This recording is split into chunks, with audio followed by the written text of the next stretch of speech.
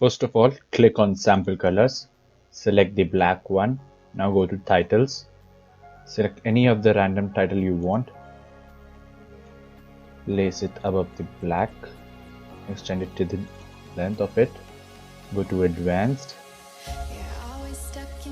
let the text be Zionic, increase the size of the text, select any other text that's a bit broader. No.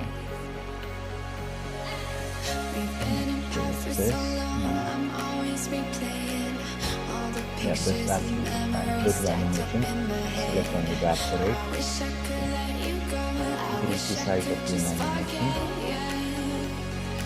click on OK,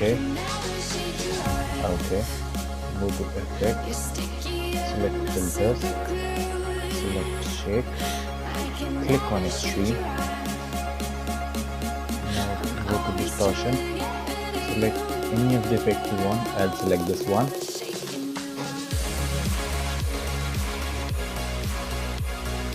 There you go. Now the effect is ready.